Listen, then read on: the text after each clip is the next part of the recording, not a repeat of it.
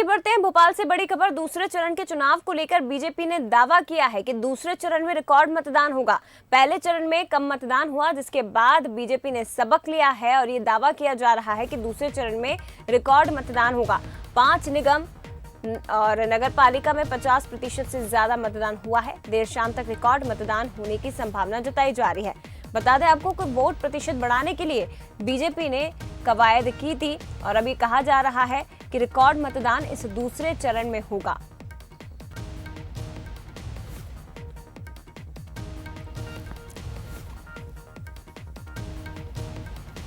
आज निगम के दूसरे चरण का मतदान हो रहा है और पिछली दफा हम देखें तो वोटा परसेंटेज काफी कम हुआ। भारतीय जनता पार्टी ने इसको लेकर चिंता भी जाहिर की थी जब प्रदेश अध्यक्ष से बात हो रही थी और उन्होंने कहा कि दूसरा जब चरण होगा तो हम तमाम तरह की बातों पर आगे काम भी करेंगे। और शायद आज दिखाई दे रहा है कि अभी तक यदि वोटा परसेंटेज हम देखें तो करीब करीब 55% के आसपास पहुंच रहा। और आप देखिए किस तरह पूरा मैनेजमेंट करती है भारतीय जनता पार्टी।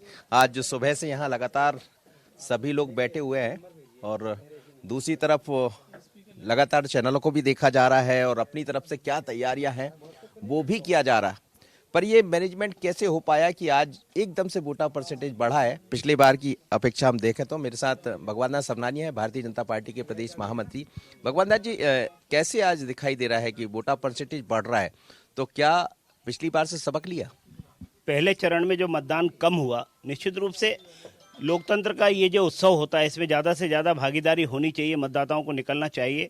चाहे बीएलओ के स्तर पर पर्ची नहीं बांटी गई हो या कार्यकर्ता के माध्यम से हम प्रयत्नों में कहीं छोटी सी भी अगर कोई कमी रह गई थी तो भारतीय जनता पार्टी के माननीय प्रदेश अध्यक्ष जी ने हम सबको ये सूचना दी कि हम सबको लग करके अधिकतम मतदान कराना है। और ये जो मतदान के लिए कहने की चुनाव का जो महायज्ञ हो रहा है इसमें मतदाता रूपी हमको आहुति डालनी है और इस नाते से मतदाता ने मतदान करके इस कर्म को पूरा किया है। अभी जो सूचनाएं हमको मिल रही है, मध्य प्रदेश में 5 नगर निगम के चुनाव हो रहे हैं, 50% से ज़्यादा वहां मतदान की सूचना है। और वहीं नगर पालिका और नगर निगम के अन्य स्थानों पर जो चुनाव हो रहे हैं इसमें भी 60, 62, 65% तक की सूचनाएं अभी तक प्राप्त हो रही। मैं कह सकता हूँ बहुत हेल्दी और नए कीर्तिमान की ओर ये द्वितीय चरण का मतदान जा रहा है, जिसमें मध्य प्रदेश की जनता विकास के लिए प्रत्याशियों को चुनने जा रही है, विकास करने वाली पार्टी को चुनने जा रही है। निश्चित रूप से भारतीय जनता पार्टी इस चुनाव के बाद मध्य प्रदेश की और अधिक सेवा कर सकेगी, जनता की सेवा कर सकेगी, विकास के कार्य कर सकेगी। कैसे बढ़ रहा है वोटा परसेंटेज, क्या ऐसा किया बीजेपी ने पिछले वर्ष? देखिए, भारतीय जनता पार्टी तो पहले चरण में भी भारतीय जनता पार्टी के कार्यकर्ताओं ने जितना भी मतदाताओं को निकालने का, मतदान केंद्रों पर व्यवस्थाएं ठीक करने का, इसके लिए समय समय पर प्रशासन को चेताते रहे। लेकिन पता नहीं कुछ इस प्रकार की चुनाव आयोग की तरफ से जो होना चाहिए था वैसी व्यवस्थाएं पहले चरण में शायद नहीं हुई, इसलिए मतदान के प्रतिशत पर प्रभाव पड़ा। क्योंकि नगरीय चुनाव में विधानसभा के हिसाब की मतदाता सूची नहीं रही, अलग रही। और मतदाता को तो आदत है कि मैंने अभी कुछ दिन पहले ही विधानसभा में वोट डाला है, जिस जगह डाला मुझे तो वहीं डालना है। उनके लिए चुनाव का क्या आपके लोगों को भी लगाया आपने ज्यादा कार्यकर्ता और वो सब? पिछली बार कुछ कम दिखाई नहीं, कार्यकर्ताओं तो पिछली बार भी लगे थे, इस कारण से वो कमियां उजागर होकर के सामने आ पाई। और वो जो कमियां सामने आई उसके बाद चुनाव आयोग को और हमारा प्रतिनिधिमंडल मिला, भारतीय जनता पार्टी ने हर जगह उसको लेकर प्रयास किए। निश्चित तौर पर ज्यादा और अधिक ध्यान इन बात पर दिया गया कि स्थानीय प्रशासन जो चुनाव आयोग के रूप में उनको जो जिम्मेदारी वहां पर है बूथ पर बीएलओ की खास करके, वो कर रहे हैं कि नहीं कर रहे हैं। शायद पहले चरण में ये थोड़ा सा बीएलओ करते ही हैं, उनको करना है, वो काम करते हैं, लेकिन नहीं किया बीएलओज ने काम। उनको ऊपर से इस प्रकार से निर्देश जो जाना चाहिए थे शायद वो कड़ाई नहीं हो पाई। इस दूसरे चरण में उसको लेकर के प्रशासन भी, चुनाव आयोग भी और भारतीय जनता पार्टी भी पूर्व से सचेत थे और सचेत रह करके उस पर काम किया। लोगों को अवसर तो मिलना चाहिए कि वो वोट डालें। तो आप देखिएगा कि पूरी तरह तैयारी की है और आज का जो वोटा परसेंटेज दिखाई दे रहा है, लगता है कि कुछ तो ऐसे मतदान केंद्र होंगे जहां 70-75 से ऊपर जा सकता है। अभी कि यदि हम शुरुआती रुझान जिस तरह से दिखाई दे रहे हैं तो समझ सकते हैं कि बीजेपी भी शायद ये समझ गई है कि जो बूथ की बात करती कि बूथ जीता चुनाव जीता, लेकिन इस बार हर बूथ को मजबूत करने का प्रयास किया, शायद उसी का असर है। हालांकि दूसरी तरफ कांग्रेस भी अपनी तैयारी में लगी। अब किसकी ज्यादा तैयारियां हैं वो तो जब परिणाम सामने आएंगे समझ आएगा।